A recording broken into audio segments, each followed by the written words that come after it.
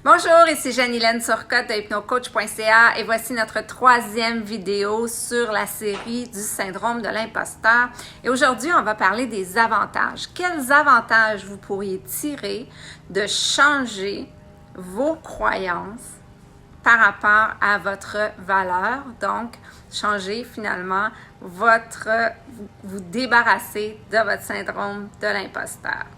Avant cela, comme vous savez, j'aide les gens en transition à aller là où ils veulent aller, 100 mois, années de thérapie, de coaching, et on fait cela évidemment en discutant, en ayant des conversations fantastiques avec votre inconscient, avec votre esprit brillant. Qu'est-ce que vous pourriez gagner à vous débarrasser de votre syndrome de l'imposteur? La première chose, c'est de la légèreté. Quand on n'a plus de pression à devoir toujours en faire plus, quand on n'a pas toujours peur d'être démasqué, quand on se sent bien avec ses contributions, on gagne beaucoup de légèreté. Cette légèreté-là qu'on gagne, c'est de l'espace pour se développer, pour faire autre chose, pour avoir des pensées constructives pour notre vie, simplement. Puis parfois, c'est simplement de l'énergie qui est disponible pour vous pour faire autre chose, avoir d'autres projets. L'autre chose dont on ne parle pas souvent, en fait, c'est l'amélioration de vos relations.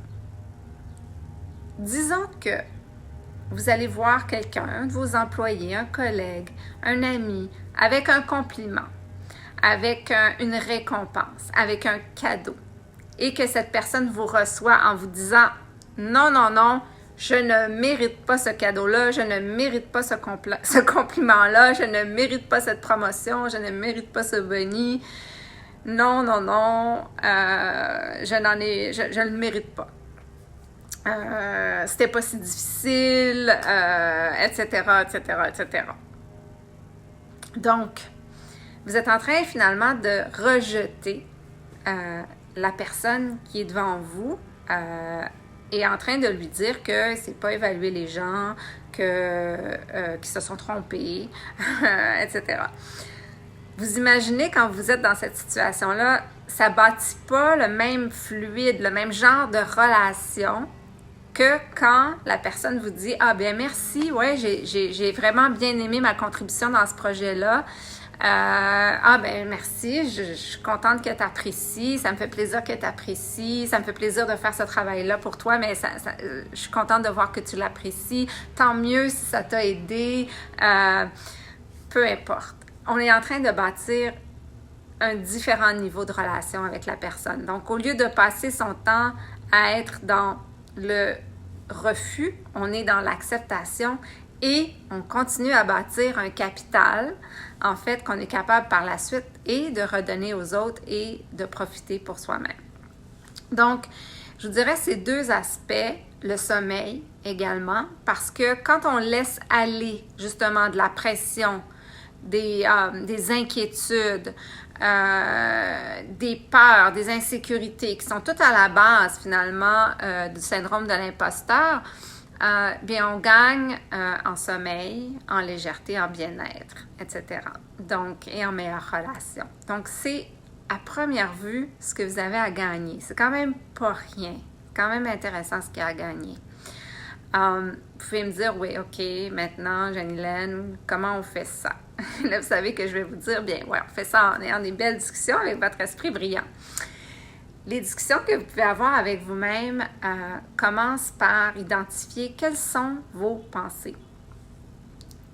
La dernière fois que vous avez eu des compliments, la dernière fois que vous vous êtes senti que vous ne méritiez pas votre augmentation, votre boni, votre récompense, votre promotion, simplement un mot gentil, quelle était votre pensée? Et là, vous l'écrivez. C'est tout naturel, c'est simple. C'est des évaluateurs trop complaisants. Vous écrivez le contraire. Et là, je sais que c'est difficile pour beaucoup d'entre vous, puis beaucoup d'entre vous trouvent que j'exagère. Mais en fait, c'est que pour neutraliser tous ces messages, toutes ces pensées, il faut aller dans le contraire exagéré pour exciter votre imagination. Donc, ce sont des évaluateurs très difficiles. Et ils n'ont pas le compliment facile. Ça pourrait être une façon de l'écrire. Je mets mon meilleur talent au service de ce travail. Oui, j'ai beaucoup de talent à l'écriture. Je suis une personne très sérieuse, très diligente. Je suis effectivement très douée pour les chiffres. Peu importe. Mais vraiment l'opposé de ce que vous vous dites. Une fois que vous lisez ça plusieurs fois, puis que vous regardez ça, bien là, il faut continuer à se le dire. Puis il faut, évidemment, quand quelqu'un vous fait un compliment, que vous vous habituiez à dire « Merci, j'apprécie vraiment que tu prennes le temps de me faire un compliment, j'apprécie vraiment cette promotion. Merci, oui, je suis contente de la contribution que j'ai faite dans ce projet-là. » Vous recevez, vous apprenez à recevoir. Donc voilà. En fait, c'est de vous dire que si des gens sont capables de voir toutes ces belles choses à l'intérieur de vous, toutes ces belles choses que vous faites, que vous dites, tout votre talent, toutes vos qualités, il est temps que vous commenciez vous aussi à les voir. Il est temps que vous commenciez vous aussi à voir que, et là je sais, vous allez me dire, ah non, pas encore, eh oui, que vous êtes assez, que vous êtes adéquat, que ce que vous êtes est suffisant, que vous en faites suffisamment, que vous êtes talentueux, que vous mettez vos talents à profit et que ce que vous recevez est amplement mérité. Et vous allez voir, c'est un muscle, il faut commencer à le travailler, il faut faire l'exercice, il faut le faire souvent, mais que vous avez beaucoup à gagner à changer vraiment vos pensées par rapport à votre talent et par rapport au fait que ça vient de l'extérieur, ça vient de causes extérieures et que vous ne serez aussi jamais assez bon ou jamais aussi bon que et qu'un jour on va le découvrir. Donc, j'espère que ça vous a aidé. Écrivez vos pensées et écrivez le contraire exagéré.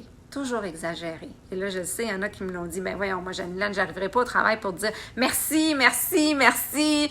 Ils vont dire que je suis... ils vont pas comprendre qu'est-ce qui se passe, mais c'est tranquillement de se le dire à soi et après ça, de le dire un bon merci, j'apprécie vraiment que tu apprécies ma contribution. Oui, je suis contente de la contribution que j'ai faite, je suis fière de la contribution que j'ai faite dans ce projet-là.